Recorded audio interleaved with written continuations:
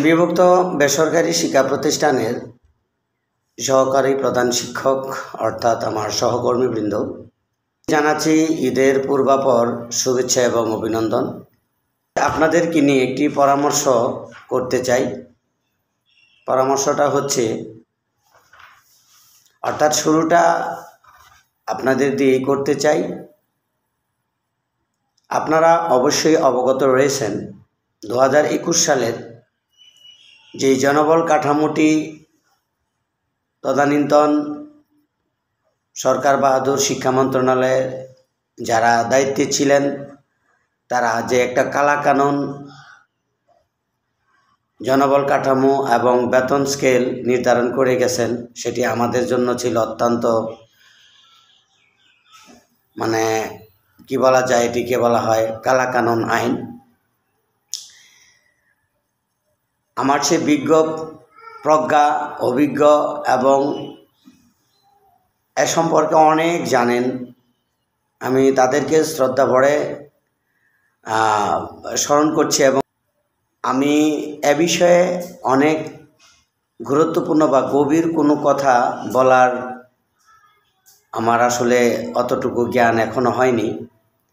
তবে আমি যেটুকু বলবো আমার সহকর্মীবৃন্দদের নিয়ে, সেটি হচ্ছে যে 2021 সালের আমাদেরকে বঞ্চিত করেছে আমাদের প্রাপ্যতার স্কেল থেকে।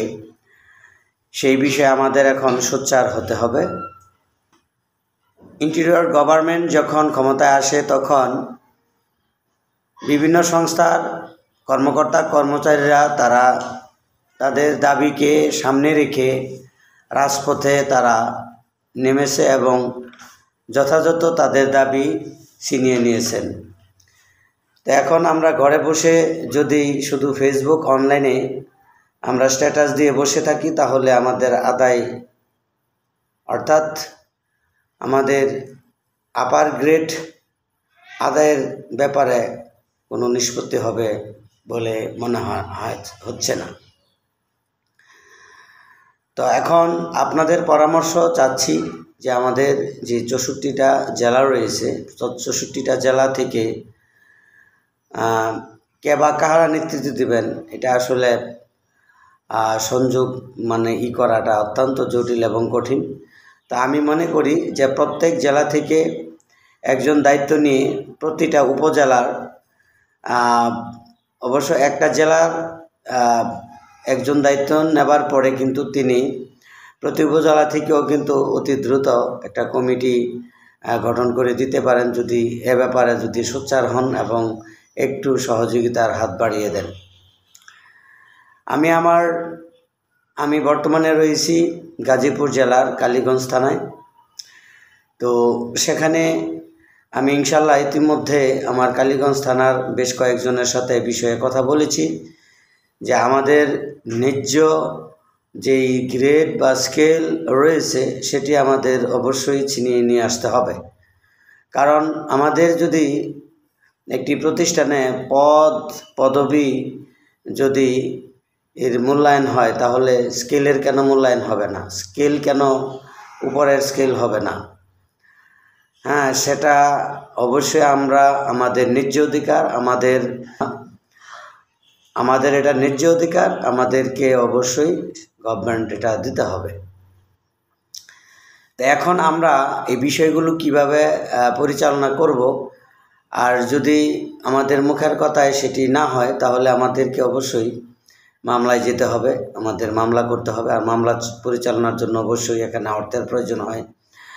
সে অর্থগুলো কিভাবে যোগান দেওয়া হবে, সব কিছু বিষয় নিয়ে আসলে আপনারা একটা কমিটি এভাবে প্রস্তুত করতে থাকুন বা করুন, প্রত্যেকজনের দায়িত্ব নেন। আর যদি ইতিমধ্যে হয়ে থাকে, তাহলে এটা আরও বেগবান হোক, আমাদেরকে আহ্বান করা হোক।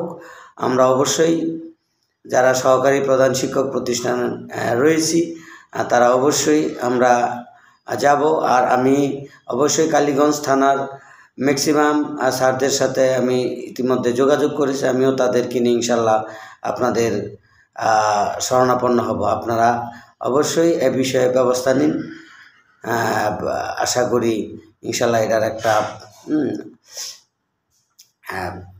অর্থাৎ আমাদের চিন্তা চেতনার মধ্যে যেটি আমরা এখন নিয়ে এগোচ্ছি সেখানে আমরা ইনশাল্লাহ সাকসেস হব। তো কথা আর দীর্ঘ করছি না, এখানে রাখবো। যাবার পূর্বে আপনাদের আবারও বলছি যে আমার থেকে অনেকেই প্রাজ্ঞ অভিজ্ঞ, অনেক জানেন। অবশ্যই সুন্দর এবং সঠিক মতামত পাওয়ার জন্য অবশ্যই আমাকে নক করবেন বা আমাকে পরামর্শ যোগান দিবেন। এই আশাবাদ ব্যক্ত করে আজকের মতো আমার কথাগুলো এখানেই শেষ করছি। আল্লাহ হাফেজ।